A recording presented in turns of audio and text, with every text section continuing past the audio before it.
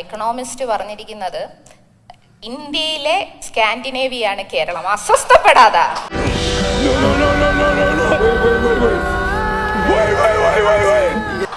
അസ്വസ്ഥപ്പെടുന്ന എന്തിനാ?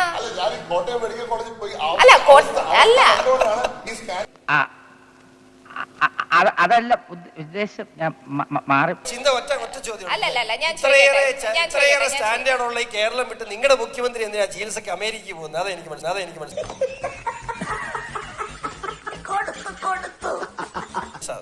എല്ലാ സൗകര്യങ്ങളും ഇവിടെ ഉണ്ടല്ലോ. സത്യം പറഞ്ഞ ഇവിടുത്തെ ആരോഗ്യ മേഖലയെ നിങ്ങൾ അപമാനിക്കില്ല ഈ അമേരിക്ക ചികിത്സയ്ക്ക് പോകുമ്പോൾ? ഒരിക്കലും അല്ല.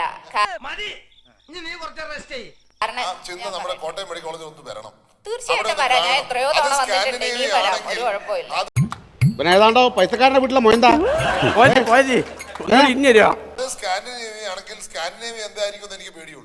അപമാനിച്ചേ ഞാൻ പോയിക്കോട്ടെ. ഹസ്ബൻഡ് ജർമ്മനിയിലെ മെഡിക്കൽ കെയറിൽ വിളിച്ചപ്പം അൺകോൺഷ്യസ് ആയിട്ട് ന്യൂറോ പ്രശ്നം ആയിരിക്കണമല്ലോ. അവരെ ഉടനെ അവിടുന്ന് അവർക്ക് കൊടുത്ത ഡേറ്റ് 3 ആഴ്ച കഴിഞ്ഞുള്ള അപ്പോയിന്റ്മെന്റ് ഡേറ്റ് ആണ് കൊടുത്തത്. സമ്മതിച്ചു. അപ്പടി சொன்னா பத்தாது. കയ്യാലെ അടിച്ച് സത്യം പോരണം. കയ്യാൽ ആമാ. അയ്യോ സത്യം സത്യം. 3 ആഴ്ച ഇനിയോണ്ട് വേണം. പോതും നമ്മളിപ്പം ആര് ഭരിച്ചാലും നമ്മുടെ ഹോസ്പിറ്റലിൽ പോയി അപ്പൊ തന്നെ ചികിത്സിക്കും. അതല്ലാതെ അപ്പൊ തന്നെ ചികിത്സിക്കുന്നത് ഇടതുപക്ഷത്തിന് ക്രെഡിറ്റ് എന്ന് പറയുന്നുണ്ടോ? പണ്ട് കുറിപ്പെഴുതി കൊടുക്കും, അത് മരുന്നാക്കി ഇപ്പൊ കയ്യിലേക്ക് കൊടുക്കാൻ കേരളത്തിലെ സർക്കാർ ആശുപത്രികൾക്ക് കഴിയുന്നുണ്ട്.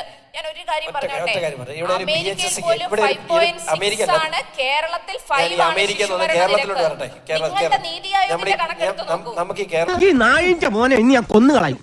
നീ എന്ത് പറഞ്ഞാലും എന്തിനാണ് അമേരിക്ക പോകുന്നത്? അത് പോട്ടടാ ലാബു.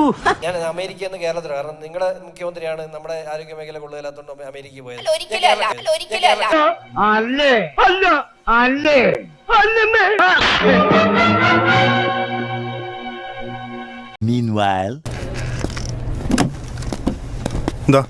ഷർട്ട്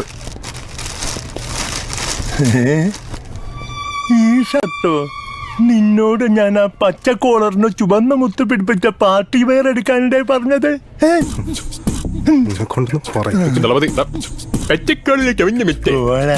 ഞാൻ പറയട്ടെ, ഓരോ അസുഖങ്ങൾക്കും വളരെ പ്രധാനപ്പെട്ട ഇത്രയില്ലാത്ത പെമ്പിള്ളേരെ കണ്ടിട്ടാണ് കിളവന്റെ ഇളക്കം.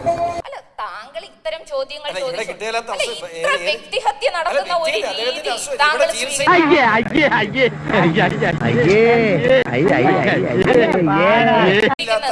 ഇവിടെ ചികിത്സയില്ലാത്ത അദ്ദേഹത്തിന്റെ അസുഖം നമുക്ക് അറിയാൻ വേണ്ടിയാണ്. ഇന്ത്യ കേരള സംസ്ഥാനത്ത് ചികിത്സയില്ലാത്ത അദ്ദേഹത്തിന്റെ അസുഖം. തൽക്കാലം ഇത്രയും മതി. വരട്ടെ.